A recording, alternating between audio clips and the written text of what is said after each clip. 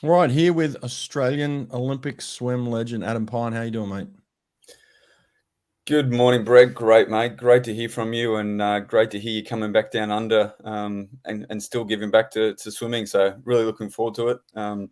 Great to see you. Great to work with Clemmy, and yeah, really just pumped just to get this thing going. Yeah, some of the old boys are coming back together again. So, like, before we get into your history and your, kind of role in Australian swimming and what you've done for the past kind of 30 years, you and I and Clemmy are getting back together, and we're going to do some clinics together, which we're all excited about. So, we have some Sydney dates, we have some Brisbane dates, and some Gold Coast dates, and we're looking at Melbourne as well, and out of Melbourne. So it looks like a 3 week tour of Australia coming up in November, right?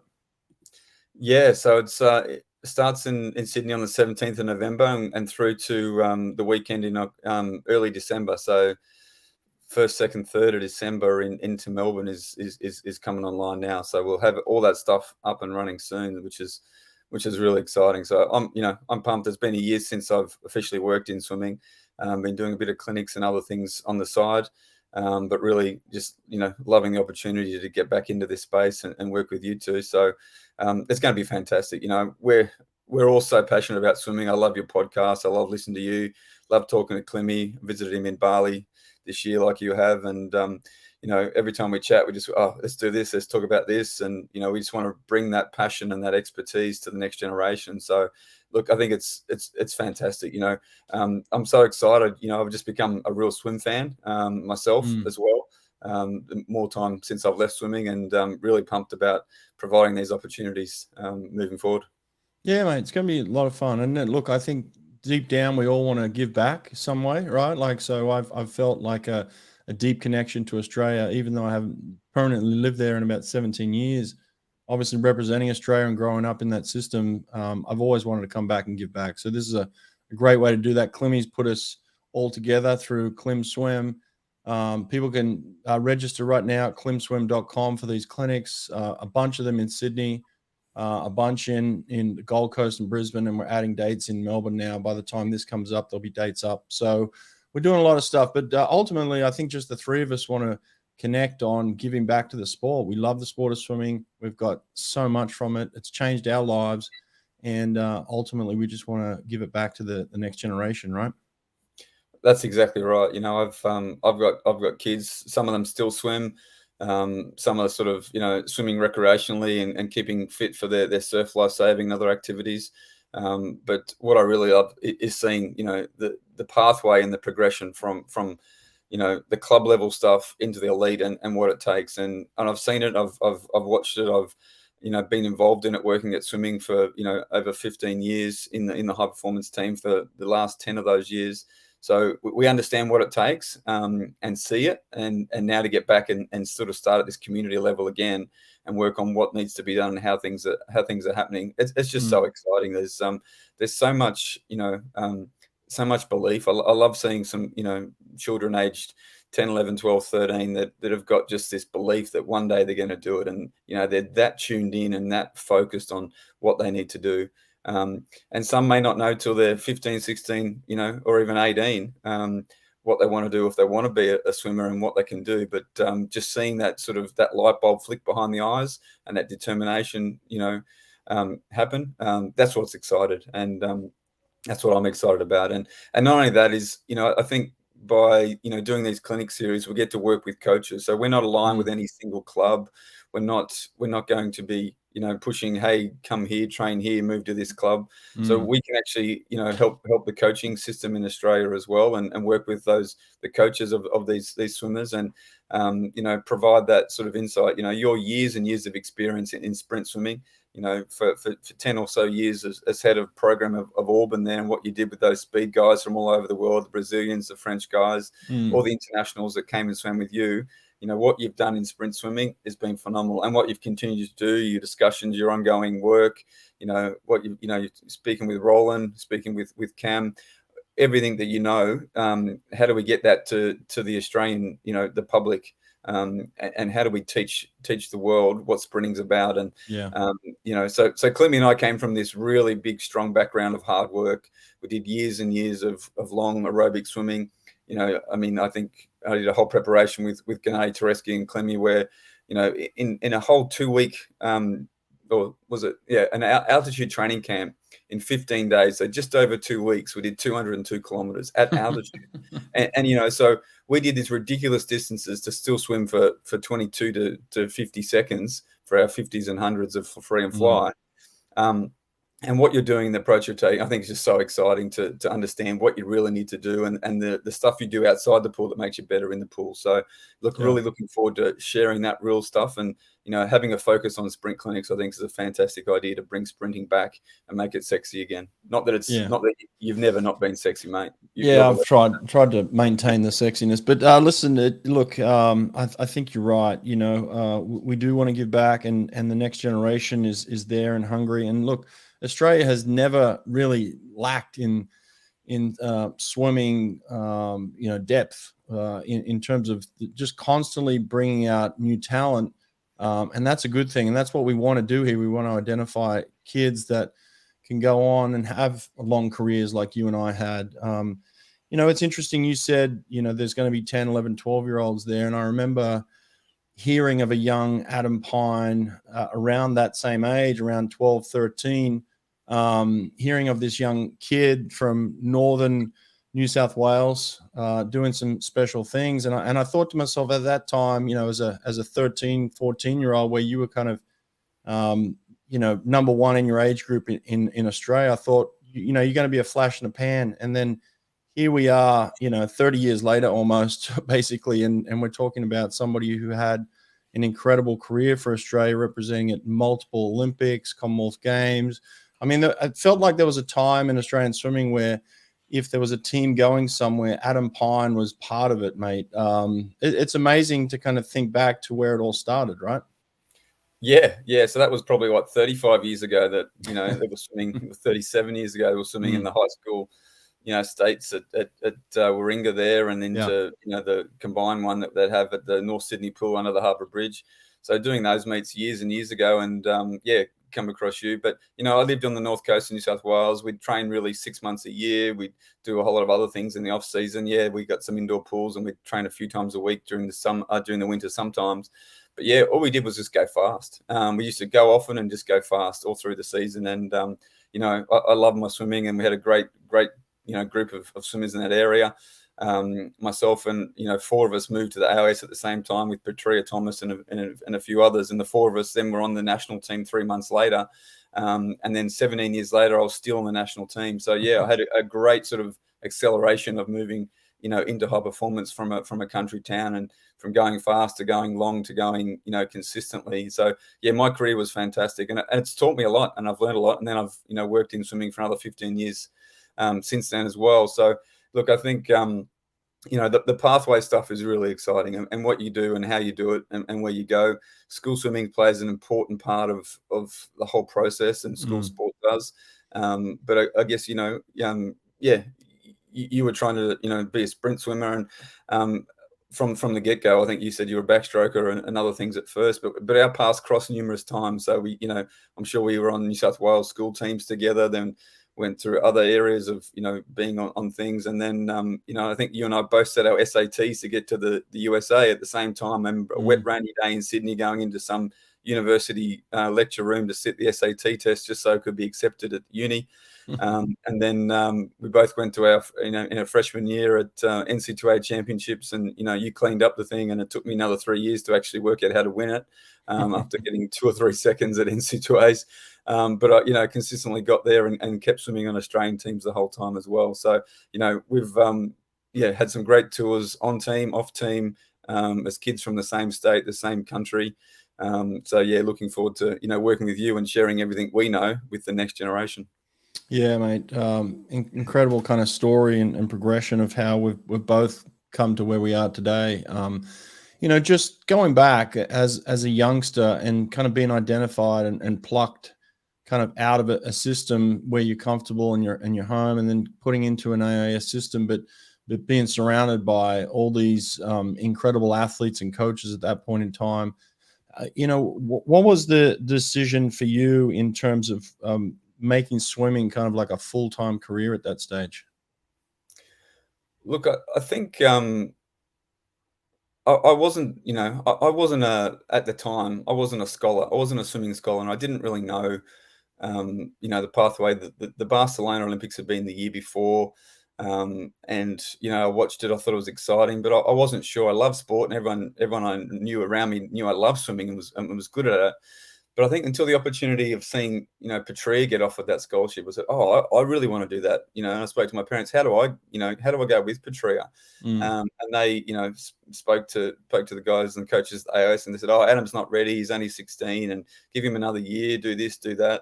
And they said, no, he's ready, and he wants to do it. And for me, it was just an opportunity, So I finished my high school in Canberra.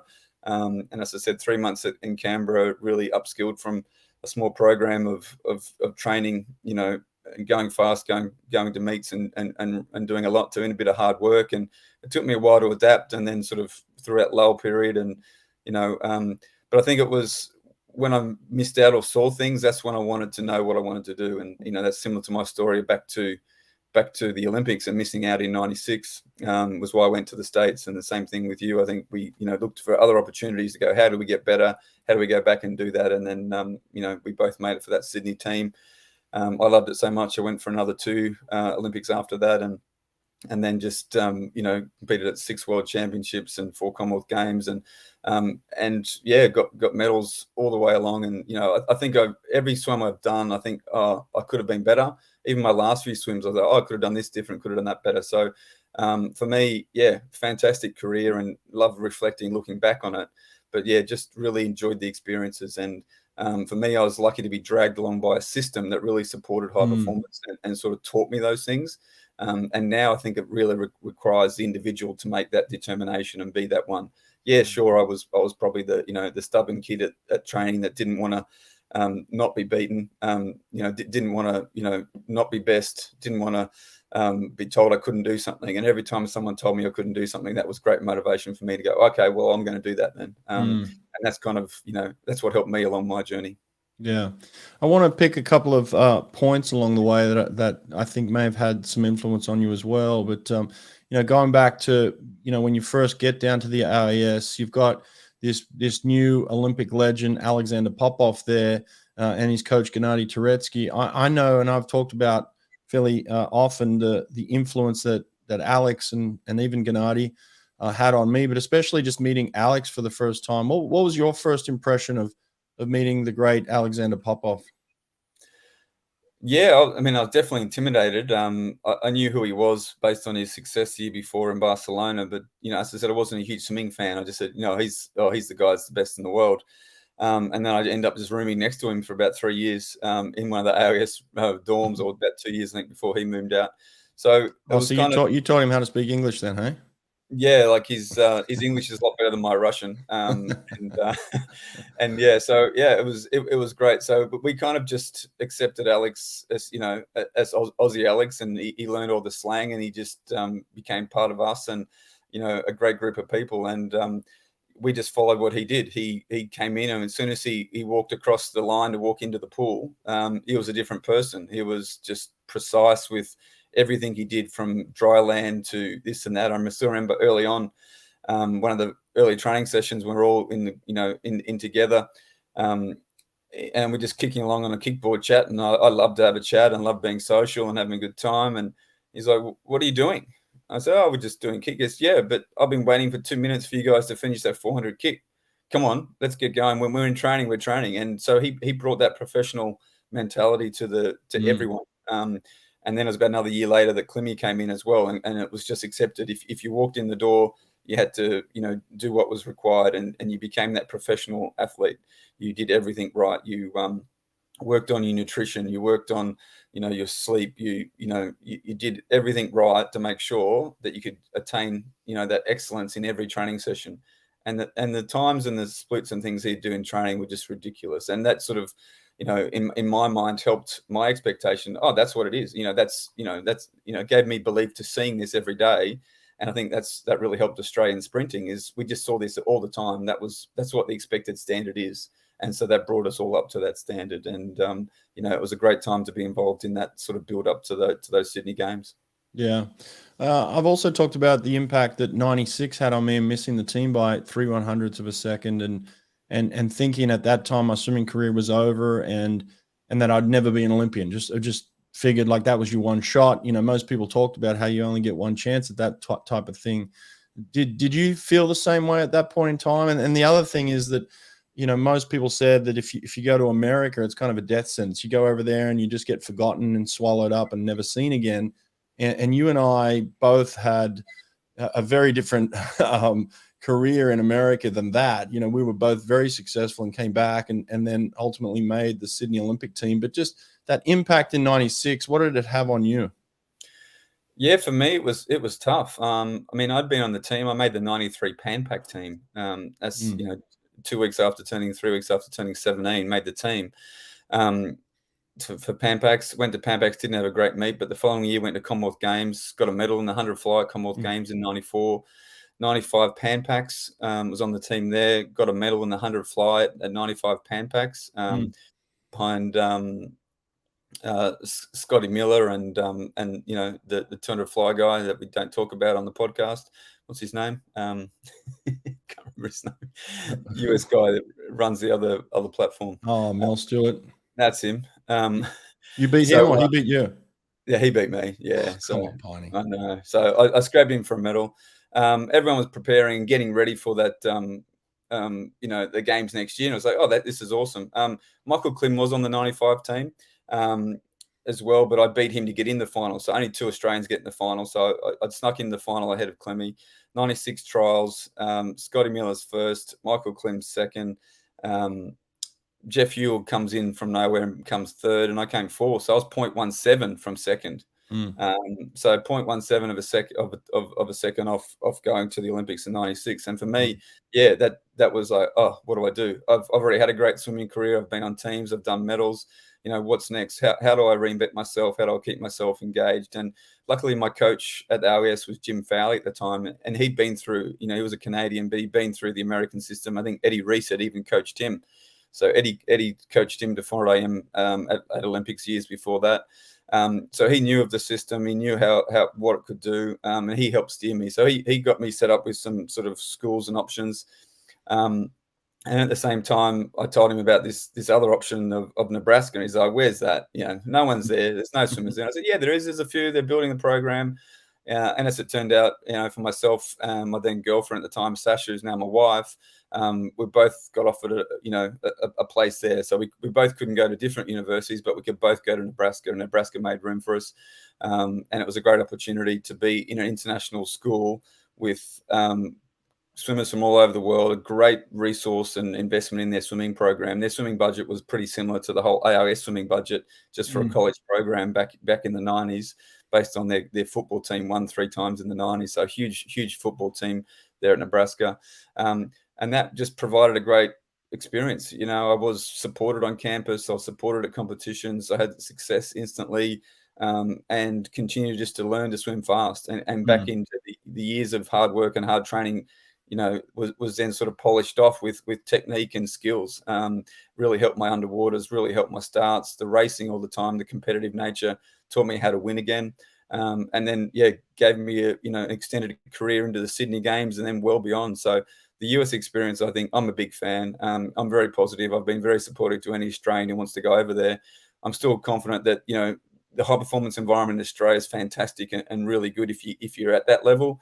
A good way to get there or to help yourself stay longer in the sport is to use the US system, and it is second to none. Yeah. I'm like you, mate. I needed America. I needed polishing. I need the, I was the blunt pencil. I needed to be sharpened. I had good coaches and I had good influences, but I needed people around me that were better than me, pushing me every day, making me better.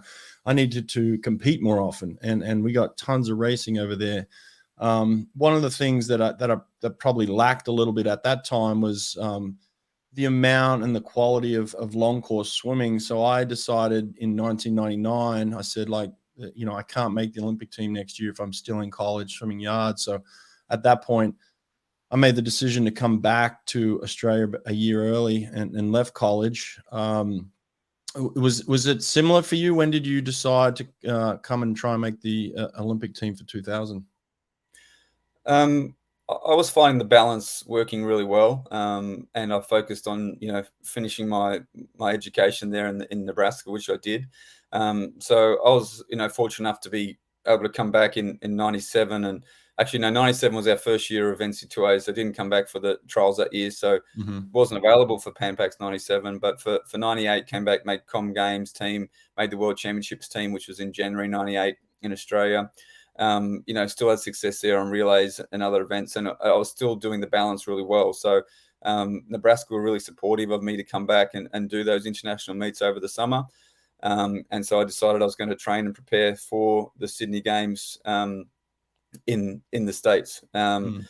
When we got to the selection trials for 2000, I made the team. Things then changed, and it was just then looking a little bit tricky. So I did sort of defer, a semester, and spent 7 months in Australia, back into the games into September Games in Australia. Then had to go back and finish my last semester of education after that. But I really was focused around doing that. And I think the US system and the sprinting and the continued racing, the opportunity to go to a conference meet unshaved, untapered, and try and still be as best as you can and close to your best times, and then going again and again and again at those invitationals, other meets, really helped me get ready for that Sydney Games and my career thereafter. Yeah, mate, you're one of those guys that is an Olympic gold medalist from 2000 and swam in the morning relays. I know that those athletes have a huge impact on the overall performance of the final team, because you allow guys like Ian Thorpe to swim his prelims and then go home. Prelims are the 400 free, 400 free, and then go home and rest. And so you're out there in the morning relay doing your thing. But how do you feel about your gold medal? Because I've coached a couple of guys that have won some morning gold medals for America, and I know they have mixed feelings about it. Sometimes they are very proud of the fact that they've won the gold medal, but they're not always as proud as maybe if they did swim at night. But what's your opinion on your medals? Look, I'm very proud of my achievements of all my medals. I'm very proud that I can be called an Olympic gold medalist. It's not exactly the same as being in that team, but it's very valuable and very important to me. And it's opened so many doors for me, and even my kids, as they've grown up and learned, oh, Dad's got Olympic gold medal, and then it's given them kudos. And they've told people at school who don't believe them, and then all of a sudden I have to take a medal to school and show them. Or their parents are Googling me and looking me up, going, "Oh, actually, he does really have one." So look, it's a really interesting thing, and I know you've spoken about a lot on your podcast with other competitors, and for me it was a similar thing. And interestingly, it was 0.17 of a second that Ash Callis was faster than me in the heats at the Sydney Games. At that same time, that cost me to miss my first games, cost me to miss the final, to be in that final team for the 4x1. Whether I would have gone faster, Ash dropped another, 0.2, 0.3 at night. I would have liked to think so, and would have liked to think I was ready to go. But then I could, go into that supportive mode. So I supported the team on that first day, of making sure they're all ready. Chris Filer had had a bit of a hit out in the morning, and then the other swimmers didn't. But Clemmy, was rested, and so making sure those guys are ready for the final, and then helping Thorpe between the 400 gold medal presentation, press conference, getting his suit back on, getting ready for that final, and having him walk out just in time to deliver that awesome performance and get his hand on the wall first to win that gold medal. So I love being a part of that. I love being a part of history for Australia, and I am really proud of it. So yeah, if people ask me, yes, I am an Olympic gold medalist. And how I got it, well, I swam the heats of the 4x1 in Sydney, and the final team went on to win the gold medal, and I was presented 2 days later by John Howard, the Prime Minister of Australia, with my gold medal. And it was just an incredible experience for me to receive that medal. Yeah, it's wicked, mate. I love it. It's an inspiring story, because look, I wanted to be part of that team. I wasn't good enough. I was a fast swimmer, but I wasn't fast enough to come back and do 2 laps and do it as well as you. And so I wasn't even considered as part of even a morning swim on that relay. So I'm on the other side of that, of someone that wanted to be, any part of that team would be a pleasure for me. So that's kind of the way I look at it too. So yeah, you were definitely part of that team that helped win, and what an epic performance that one was. That'll go down in history as one of the greatest of all time. But mate, you've talked about this career that you've had since, from 93 and making teams, and even going to America and making teams. And so it feels like now, even up to Sydney, you've been on the team for, a good 8 years, at this point in time. So it's like you could almost say that you could wrap it up in Sydney, but you go on to another 2 Olympics. You go to Athens, and then you go on to Beijing and win medals in Beijing. So it's almost like you have, this whole extended career. So how did you manage, and I'm saying this in the context of kind of where we are currently with swimming, where you're seeing a lot of swimmers get burned out, and we're talking about mental health, and and it doesn't seem like the longevity of the athlete is really there anymore. But you seem to have, done this for 16, 17 years. So how were you able to manage such an extensive career? Look, I don't know. I think there's many factors that help me have such a long and distinguished career. One thing was I had a really good balance, and I had a really good sense of, okay, when I'm at the pool, I'm swimming. When I'm not at the pool, I'm not. And what else in my life, and getting other things in order. So I was pretty lucky to be disciplined to get my education done, get through school, get through university, do that. Okay, then start a career. Okay, get that working. Make sure I can still make time for my family. We started having kids and doing other things, and making sure that I could get this balance right. So I'd have a bad day in the pool, I could come home and change a nappy or do this and do that, and it made things exciting for me. So the whole way along, I was also learning. So I was one that, while I may have been a bit of a stubborn guy to coach or be on teams with, and thought I knew it all, I was always learning, and I was always adapting, and I was always trying to understand, okay, well, what are they doing, and how are they doing it differently, and what's going to make me better, and how do I do things differently and be better, and what do I need to do to be better? So, I had some really great, flexibility in talking through with my coaches, and we could get a really good balance around things. And even, into the Beijing Games, where I had a really good, probably some of the best training I've done in terms of consistency and performance and effort and quality, and didn't have a great performance at the Games. Narrowly missed the semi-final, like by 0.1 or something like that again, and it wasn't a great game. So then again, a year later, I was doing less swimming and less background, but was still working off that to make it to the World Champs in 2009 in Rome. So I was lucky enough to go to the World Champs in 94 in Rome and 2009 in Rome. So was speaking to Roland Schumann when he was here. So he went to 2 World Champs at the same place in terms of Fukuoka. I said, I did the same thing. So it was really interesting that, my career was long enough to be able to have that opportunity to do that. So look, I think it's understanding the skills.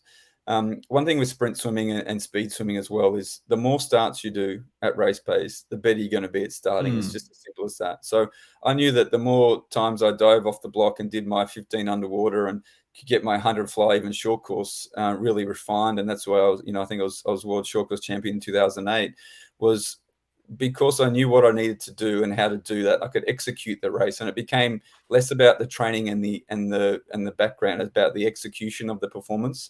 And I think that's a really important thing about swimming. It's not about trying harder or doing more work. It's about how do you do, and what do you need to do to execute that performance.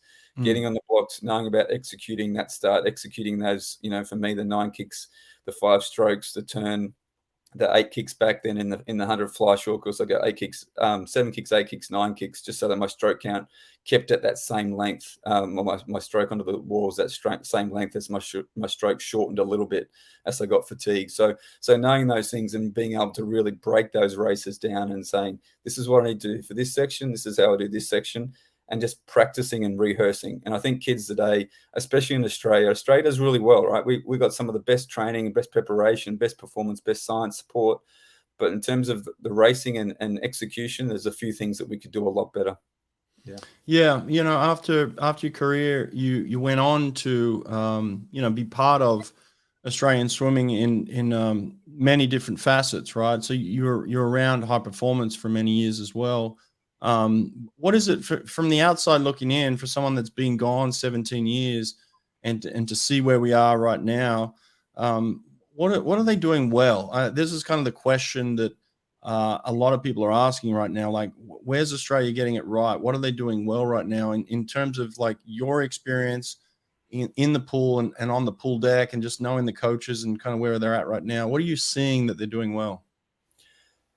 There's so many things doing well, and different programs are doing well. It's not just one program or one pool, it's multiple. So, I think it really starts with the allowance and support of the National Federation to give these coaches this individual flexibility. So you've got about 5 or 6 coaches producing world and Olympic champions at the moment that are doing things a little bit differently, but are so well supported in every single aspect that they do. There's a whole, performance team behind the team. So it's not just the coach. Yeah, the coach is the sort of the maestro conducting the orchestra, but they work together with the competitor, with the athlete, to make sure that everything's in place, to make sure that every single aspect of that preparation happens. And then, success breeds success. Expectation performance of someone who's the best in the world, having them and access to them every day and sharing what they do with others around in other pools every day creates that same expectation. So I think the standard's been lifted by the continuation of this, not just one area that's performing, but multiple coaches, multiple pools, and multiple athletes that are performing and doing well. Yeah, and there's also a mindset, and I know when you're on the team and I was on the team with you, we had a mindset, and it was certainly something that you adopted in your own individual performance as well. But like when we put the cap on, we believed we were as good, if not better, than anybody else in the world. Like that Australian cap did something to us too, right? Like it was a proud thing to kind of put that on your head and represent. What was that like for you as an athlete to represent so many years?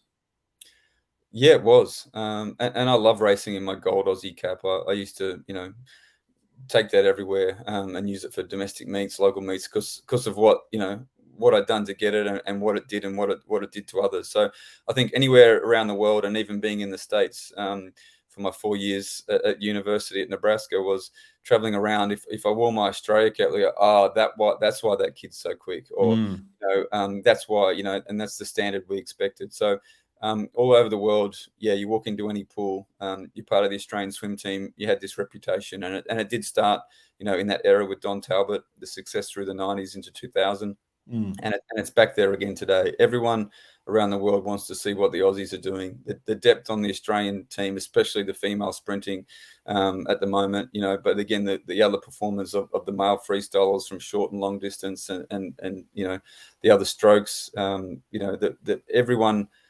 There's great pockets of excellence, and the Australians really are doing things well.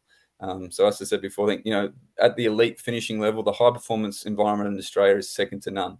And so how do we get more competitors and more athletes through, the pathway is really important, because it can't cater for everyone. It's not an unlimited investment. We don't have thousands of swimmers in Australia.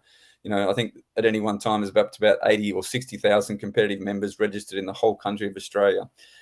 So for us to continue to punch above our weight, we need to make the most of every single kid coming on and through that pathway, making sure they get the same opportunity, not to be burnt out, not to lose interest or have a negative experience at a club program or a school program, and get them through and allow them to develop, because everyone develops at a different age. And I think I found that along the way that, still swimming PBs at 33 years of age for me was just, telling that, yeah, that there is no right or wrong. There's no exact peak. The average age of a male sprinter is probably closer to 30, but the average age of an Olympic medalist for males is still around that 24, and females around that 23.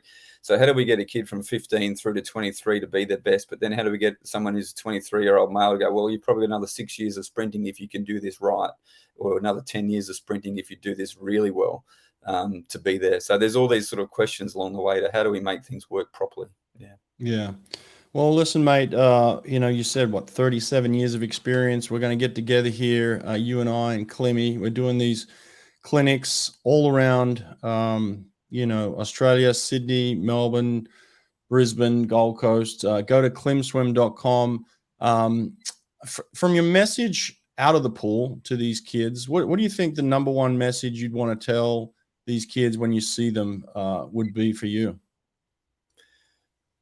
Look, I still think the most important thing is enjoyment. That you've got to find, you got to choose to, if you want to choose to be a swimmer, you've got to choose to enjoy it and enjoy the journey. And I think that's the most important thing. So this is where all the aspects of, yeah, you can be a really switched on individual with that real dedication and passion for performance, but you've got to do everything right and do everything well, and enjoy the whole experience. And I think that's why I'm getting so much enjoyment out of this experience of coaching, doing a little bit of coaching again in clinics, and a whole lot of work that I'm doing in the open water space as well, that really, really just sort of ignites that enjoyment. Swimming is a great sport. You know, it can lead to great things. It can lead to great performances, but it also can lead to great moments and great connections, lifelong friends such as you and Clemmy.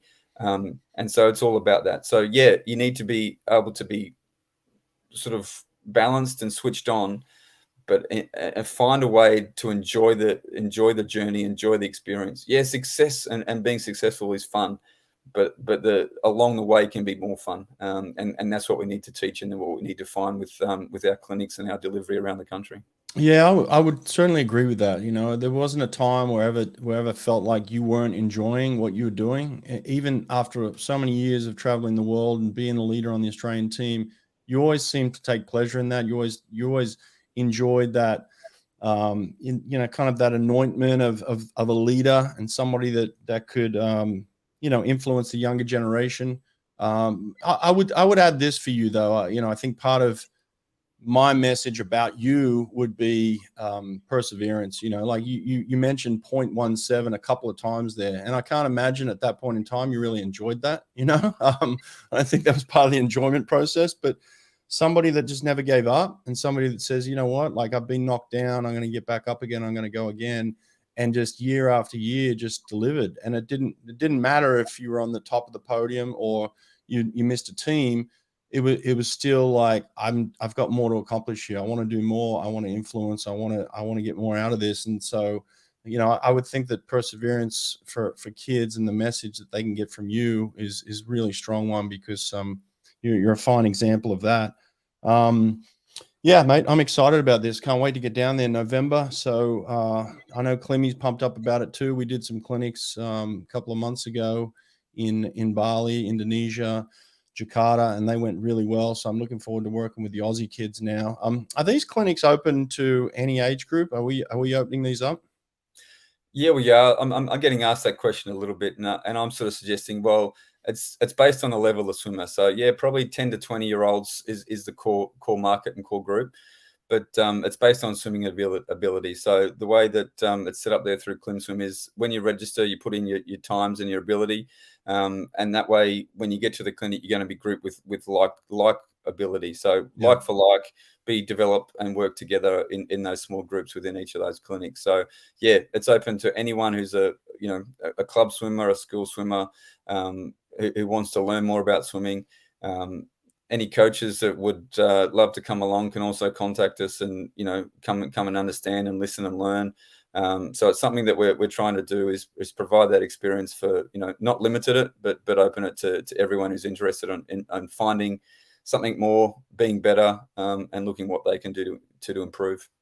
Awesome, mate. Well, listen, I'm regarded as one of the leaders in sprint swimming in the world, and I give you a lot of credit in terms of what I've learned along the way, just watching you and how you've performed, and that's what I got.